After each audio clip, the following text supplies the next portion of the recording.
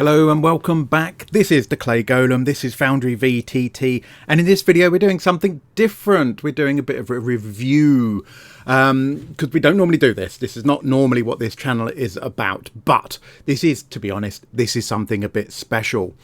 So on this channel, we are a big fan of Ripper93 and all of his mods and things that he does.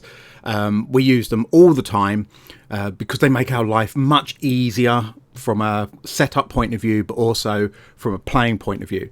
And Ripper has released his first module built deliberately for Foundry VTT. So this is not one of those conversions from a book or from another system. It's written directly for this, and it's beautiful. So first, caveat to get out the way, the important bits. I have received a free copy of this from Ripper to review it. That doesn't mean that I'm going to suck up to him. As much as I love you, man. It doesn't mean I'm going to tell you it's brilliant if I don't think it is, because I would just not do the video. I'm not like that, but I did receive a free copy, so this is effectively a paid promotion. Get that out there right now. And what about costs though? So at the moment you can't get this, which is why Ripper's given me a free key to go and play with it. You cannot purchase this on its own. It will be coming out in the not too distant future, but at the moment, if you are a patron of the master tier, you get this free. So when it comes to costs, you're looking at 20 euros, which is about 25 US dollars for the master tier patron for the month. You get this free. If you wait and purchase this as a standalone, you're looking at 20 euros or about 25 US dollars for the module on its own. So you do the maths. I think this module's worth it. It really is. I absolutely would pay for this. I offered to pay for it so that I wouldn't need to be biased, but I can't yet. But if you get the Master Patron, of course, you get access to all of those premium modules as well, effectively for free. So consider that. We'll come back to price at the end just to remind you, because at the moment you're kind of going, there's a lot of money. What the hell am I getting for it? Right. Well, so what are we looking at? This is the opening title here, and this just gives you an idea of how beautiful this module is. Okay, so all original artwork in here. There's sounds built in and absolutely everything through this. Now, this isn't a huge adventure. Ripper very smartly has gone for high quality, short adventure rather than taking on something too massive and never finishing it. And the quality is on point. It is brilliant, and it puts my work with Curse of Strahd absolutely to shame. Not a big surprise, but there we go. So what do we get in this? You can see, so we've got effectively 4 scenes on the right hand side. Now that might not seem a lot, but wait until we go through the premise of this. So we're going to get 4 scenes of this. We get a whole raft of characters. So we get NPCs, a whole bunch of them, and look, they've all got individual names. They've all got their individual artwork, which is just beautiful. We get all of our monsters in here. We got the purple worm again. Beautiful, beautiful artwork for this. These guys are all set up, ready to go. There's a whole bunch more in here. The Lost, there's a whole bunch in there, and then Oblivion, which is our big bad evil guy thing for the end. So you get a whole bunch of characters all set up, all ready to go, all with their own artwork and stuff like that, which is brilliant. They're all customized, which is lovely. Items, there are some monster features that are all brought in here, so these are all set up, ready to go, already applied to the monsters, which is brilliant, and a bunch of magic items, again, all set up, all with their own artwork, etc. So you can imagine, even just what we've looked at so far, we haven't started building the adventure, there's a huge amount of time has gone into the artwork and the characters and everything else, which is brilliant. We do have some roll tables as well. So we've got random encounter tables and things like that. They are all come with this. You'll notice I've skipped one. I've skipped the journal because this is the meat of it. So let's open the very first journal, and immediately you can see we've got that beautiful artwork in there that kind of covers this. Now, what is this adventure summary. So what is the actual adventure about? Because that's really quite important, isn't it? So it's broken down into 4 different chapters. And the reason why there's only 4 scenes is because actually you travel through time. That's the premise of this. So you probably can't read that on screen, but it's centered around the forgotten ruins of a dwarven laboratory, and that laboratory has a beginning time, an end time, and then the characters start off in the present, which is after that. And you can see it basically talks about the beginning, the end, and the present in this timelines part here. And the idea is the players will jump across that timeline between those different eras, beginning, the end, and the present, in order to solve puzzles and try to resolve what is happening in this laboratory structure. Now, I don't want to give away too much content because I know players watch this channel and I would hate for anybody to do that, but you can go and read the synopsis yourself. So if you go to Foundry, if you search for Foundry Oblivions Dance, you'll find that, and you've got things like the adventure features here, what it includes, etc. 50 plus pages of detailed journal entries. I've not counted them. I suspect there's a lot more than 50. I really do, because there's tons of them in here. It's amazing. So it gives you an adventure structure, as you would hope, and as you probably are familiar with, you get things like your narration boxes to read out loud. You've got investigation notes, game master notes, all nicely boxed, dynamic events and things like that. But look, we've got all of the links in the journal. Now, we've looked at that on this channel about doing that, of course, for Curse of Strahd, because it's not our adventure. We can't do this. But because this has been made, you know, Ripper's done this himself, he can do whatever the heck he likes. Now, this is really interesting, time jumping. It talks about the fact that at certain scenes, there is this comes up that allows you to time jump. So there's macros built in the back here. And if your characters are in the appropriate place, they can activate an item that they get given that allows them to jump through time to one of the other time periods. And yeah, there's all these macros that do it. It's not going to work at the moment for me because I don't have players in and stuff like that. It's going to probably give me an error. Yeah, there's a red error at the back there. But it enables the players, as they reach bits, instead of having to manually swap scenes and everything else, macros built in. That level of automation that's just, it's on point. And it's exactly the kind of thing that you would expect Ripper to do. That level of detail is just amazing. It does talk about some rules around that. And then, of course, the beginning of the adventure. And we've got, again, all of these links in here. This is nice. A pronunciation guide for all of the different characters. You know, how should we be saying some of these names? You know, because we do struggle. I struggle. I struggle massively. So all of this is in here. Now, this is just the adventure kind of outlay for you, just talking about the fact that there's those timelines. That's just one journal. Chapter 1 has its look at the pages. Look at them. Hundreds of them. All of everything you need is in here. All of what you would expect to get with an adventure, plus more. We've got our text boxes, we've got our descriptions, we've got some beautiful images, we've got all of our links. Here's a DC 14 dexterity check right in the middle of there.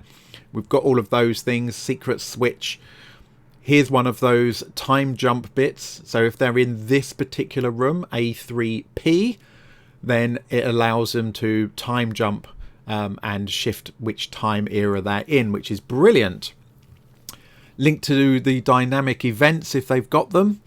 And I'm going to come back to this box here that says lift repaired. I'm going to come back to this in a moment because this is absolute genius. And I've not seen anything like this before. And it is just chef's kiss. Mwah. You can tell that this has been designed and put together by somebody who puts a lot of thought into the flow of the game and clearly DMs a lot. And it's like, what would make my life easier running this? So very much come from that kind of point of view. And it does make the whole thing easy to run. Obviously, you need to read the adventure and understand it. There's another one, restricted access code. So we're going to come back to all of those and sum them up in a minute. Now, one interesting thing is you can see all these got like H4P. Now, some of these have got P next to them. Some of them have got B next to them. And that relates to, if it's a P, it relates to the description for the present. If it's got a B, it's the description of that same room at the beginning. And if it's got an E, like these dorm rooms down here. So we're what are we on? So this is dorm room 2, 3, 4 at the moment in the present. If we go down here, we've got dorm room 2 and 3 here at the end. So you've got different descriptions depending on what time period they're in. It's just genius. So that's why it's like, well, there's not many scenes. No, but actually there's a lot going on here. There's an awful lot going on, even though there's not that many scenes. And most of the effort is actually not into the pretty pictures on the scenes, although they're beautiful. It's actually all in the description and the actual running of the module itself. Now, I should say that I know this has been play tested because Ripper was asking people to play test it and run through it, debug it, make sure it flowed and everything. And I so wanted to be involved in that, but I knew I didn't have time to do it justice. So I didn't volunteer myself for it because I just didn't have the time to do it. So this has all been play tested. So we know that the flow does work. Obviously, every DM is different. You would want to have a little look at it yourself. Okay, let's jump into one of these scenes and have a little look at this. We'll just jump into the beginning. What we can see is we've got these maps. Look, if we zoom in, look at these maps. Look at these maps. They're all absolutely beautiful maps. And we do have our, we can toggle them on and off. We do have our, I don't want to create one. We do have our map notes. So you can see this is A1B. That relates directly to that journal entry. B for beginning. We're on the beginning map. And you can see we've got these miners mining. Now, that apart from the lighting and everything else, there's also lots of sound. So if I select one of these,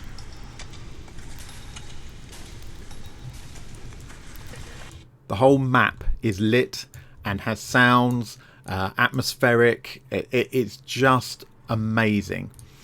Everywhere you go.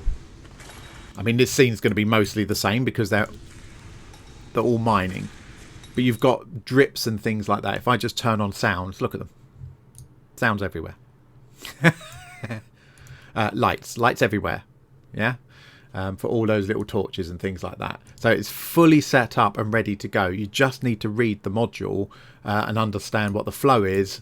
And it's ready for you, which is brilliant. And you can see that there are links to the journal entries that relate to this. When we did Stormwreck Isle, all of those many months ago, we kind of did this, didn't we? And we had like links to our journals in and stuff like that.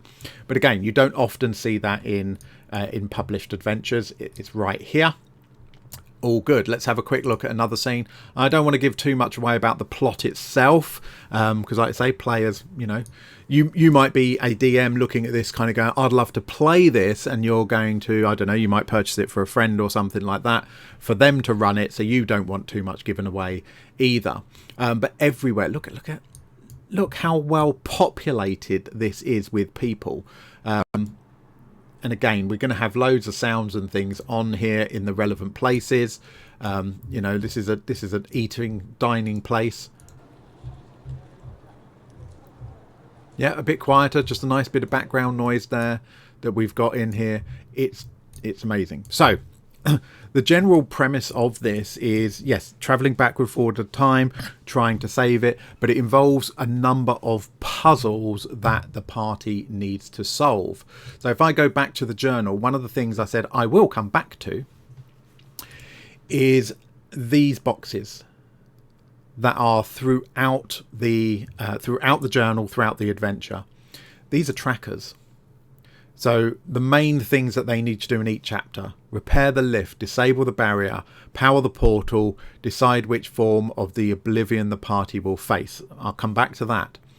So the lift, repairing the lift. There's a whole bunch of different things that they need to do in order to repair that lift. And these are tick boxes. As they complete the different elements, as the DM, you can just tick them off. So it tracks those objectives in order, you know, they're like mini quests. They're objectives in a mini quest. The quest is repair the elevator, but I've got to get the parts, I've got to get those parts, I've got to get those parts, I've got to move around, I've got to find them, I've got to solve puzzles, get all of those things before I can finally repair the lift. And you can see this dynamic event here says you have not acquired the restricted access code yet. You know, if I tick that and that, can you see that these are changing? This now has highlighted you have acquired the restricted access code. The party has acquired all the parts to repair the elevator, although I hadn't ticked that one because you're going to do them in a particular order. So this is genius. This is absolute genius that is built in to the journal system. As they complete different bits, you tick the box to say they've done that, and it automatically tracks it. Now, obviously, we know that there are quest trackers. Ripper even has his own quest tracker module, but he's not using that. There are no mods required for this. Now, it is built for D&D 4 point whatever, so it's not built for 3.1.1. So just bear that in mind, which of course gives us the 2024 rule sets with this as well. So no other mods are required. In fact, you know, let me show you. What am I running? PHB, the DMG, and Oblivions Dance Through Time. That's it. That's all I've got running. Nothing else at all. And this is ready to go. So, you know, and I've talked about this in Curse of Strahd about trying to be module light because it just makes things simpler. They're less likely to break. Everything is here. The whole bloody lot. You know, you can even go and look at some of this artwork separately. Right. So the last thing I want to talk about is one of the really clever things in here. Depending how the adventure goes, will vary the form that the big bad evil guy appears in at the end. So you notice in that journal it says about decide what form that takes. So we've got things like the cavern down here. Boss starts here, but there isn't a token because it depends on the character's activities and their actions. That will determine what form the big bad evil guy is in when they get there, which is brilliant. And we've got these information stuff. Chuck your players over here, chuck the boss over there. That's how this sort of final encounter sort of thing works its way through. The whole thing is just amazingly well crafted. This is the present, so you can see this is basically it's the same map, it's the same layout, but different time zones. Everything looks different, and this one's particularly good for the sounds. Actually, let's if I put preview the sounds on, bubbly cauldrons and all sorts of things going on, whistling winds.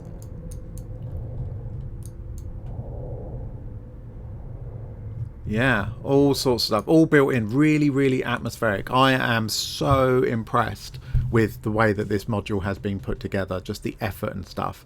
You'll notice that there's a purple pudding. It's off-scene, hidden, ready for you as the DM to bring it in appropriately when you need to. Same with these, Baby Kraken. It's a hidden token so that the players don't see it automatically. And that's something we've done with Curse of Strahd. Let me turn those sounds off. Thank you. As amazing as they are, a bit rubbish on the video. Just look at the detail of this artwork. Just squished people under here. I hadn't noticed those before. There's some legs sticking out.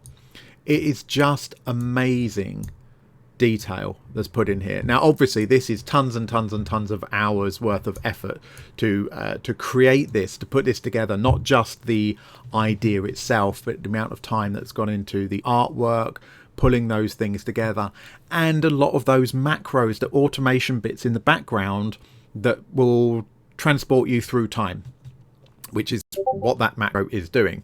Talk of the Ripper. Now, there are also some macros that come with this. That are available. So time jump, that's that time jump macro, blow up a wall, the lab augmentation, but also toggle the region's GM view. Now clicking this, I've got it down here, clicking this, it's just highlighting those areas. So when you're working through the adventure and it's like, well, which areas do what, you can see that that will bring it up. And if you want to, you can bring this up and go, oh yeah, it's talking about the time shift areas. It's talking about where the elevator is, where the barrier trap is. Probably shouldn't have shown you that if you're going to play it. So it just highlights those areas, and it does it across all the maps as well. That's a really nice quality of life feature I've not seen anywhere before. That's actually really quite simple. It's just showing or not showing those regions. But from a DM, it's like, oh yeah, where was the elevator? Yeah, there it is. It's yellow ones. You know, where are they allowed to jump in time? Now, the players can't see those regions, so the DM could leave them on if they want to, toggle them however they like. The whole thing is, it's just beautifully well done. Now, again, I'm going to wrap this up now. A reminder that I was given this for free to review and have a look at. I have read through quite a lot of the module content as well. I don't want to give it all away on screen, but it is really, really well put together. It flows really nicely. I want to run this for my group. And it's like, oh, maybe I'll kill them all off in Curse of Strahd so we can do this. No, don't do that. It's tempting. So levels though, what levels is this aimed at? It does say at the beginning of the journal, and it also says before you purchase it. I think it had it in here somewhere, but it was designed, here we go, character advancement. So it's designed for 5 8th level characters. Okay, so a medium hard challenge for 5 characters who are 8th level. It does say though, if you are using the 2024 rules, because there is a difference, actually it's more suitable for 5 7th level characters for the 2024 rules, because 7th level characters are equivalent to 8th level characters between the two systems. It's just to do with the way that they've changed it, the way the progression works, etc. They are more powerful. If you think of monks, they were rubbish. Now they're perfectly reasonable. They've got a lot more powerful. So you do need to bear that in mind, that yeah, it's not for starting level characters, but where could you slip this into somewhere else? So it does give you some ideas of how you can adapt this to your own world. But it's a lab, isn't it? You can put it anywhere you like. It could be a side adventure on a bigger campaign. You know, there's only really one level of progression that they can make in this, because it's not massive. You know, it reckons it's about 10 hours worth of gameplay, which is a really tricky thing to say because every group is different. Some will smash through it in 8 hours, some will take 30 hours. Depending how good they are at solving puzzles, how much time they spend role-playing, etc. But everything is in here. Take your 7th, 8th level players, shove them in. Now, I was thinking, in what I've run, where would I slap this? And I went, you know what? Phandelver and below, the Shattered Obelisk, while the levels do not match, that whole bit at the end of Phandelver, where they are finding the... excuse me, they are finding the Forge of Spells.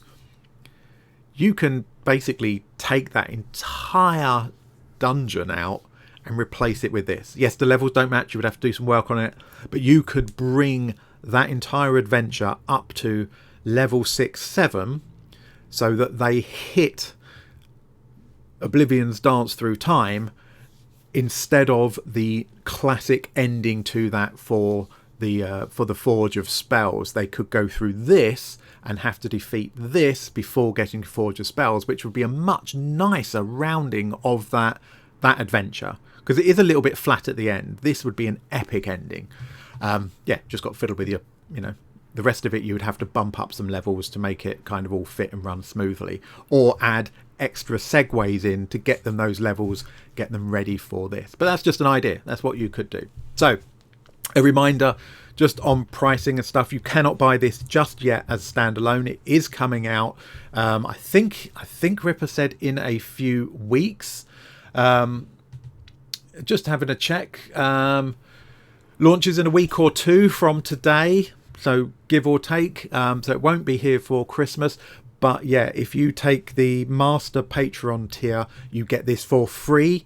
And it's the same cost whether you buy this as standalone or you take that that Master tier Patreon. But with that Patreon, you get access to all of the Ripper's other premium modules. Now, personally, OmniSearch and Media Optimizer are two things I can't live without now. I use them all the time. In fact, I even had them installed when I installed this, and I uninstalled them specifically so this was a clean, only looking at this module, nothing else interfering. So you get access to those. Now, do remember, of course, you can take that tier subscription. You can download this, you can download the premium modules you want, and you don't have to continue with that subscription every single month. You can reduce your tier down or stop completely if you wanted to do that, but you won't get any updates. Now, there won't be updates to Oblivions Dance through time because it's a complete module as it is, but you won't get those updates through those other ones, just so you're aware of that. But that is an option for you to do it. So no brainer says take the master tier Patreon and get Oblivion's Dance through time that way. Then you can pull those other mods in that you want to use. If you choose not to continue with the subscription, fine. And I know Ripper's okay with that. He accepts the fact that people can't continue with subscriptions all the time. It's a known thing. He doesn't have an issue with it. I'm rambling now because I'm actually really excited. Let's finish by bringing up these credits, right? Because this is important. So you've got your writers in here. You've got your Mad Network who have done almost all of the maps and stuff, but we've got also Beto Lima who's done the banner work and the creatures. We've got music, we've got the sound effects, and we've got those play testers that I'm really annoyed my name's not in there, but I just didn't have the time, so I didn't do it. Yeah, so it's not Ripper's brought this all together, but it's a team effort and it's brilliant. You make up your mind whether you want it or not. I mean, even if you grab it and stick it in your, it's not a huge one. If you end up with a few sessions between campaign and you're not sure what to do, you want to break up a long campaign like Curse of Strahd and you just want to break it up and do something in the middle for 2-3 sessions, this is perfect for that. It's it's completely standalone, or chuck it in your campaign. I'm going to shut up now. So big thank you to Ripper for sending me a key. I hope we've done it justice, although this is an honest review. So if there's bits that you think, I think that's unfair, tough, mate. Because we don't want to mislead anybody. This is my genuine opinion. It is probably the best Foundry module, adventure module I've seen. Out of all the ones I've looked at, thought, and ahed whether to buy. Yes, House Divided looks great and everything else. I think this is probably the top of the list out of all of them. Let me know if you get it. Let me know what you think. If you run it through with your players, I'm sure Ripper would love to hear your feedback as well. But yeah, let us know if you how you get on with it. And even if if you're intending to purchase it, yeah, let us know that as well. Drop it in the comments. That'll be really good. Now, we are not a million miles away to our 1st year anniversary of this channel, or potentially hitting 2,000 subscribers. So might do a bit of a giveaway and give 1 or 2 copies of this out. That won't be for a while though, but if you're watching this and you're not subscribed, do so. Push us towards that 2,000 mark, and yeah, there might be a freebie in it for somebody. Thank you for watching. Appreciate you guys. Take care. See you in the next one.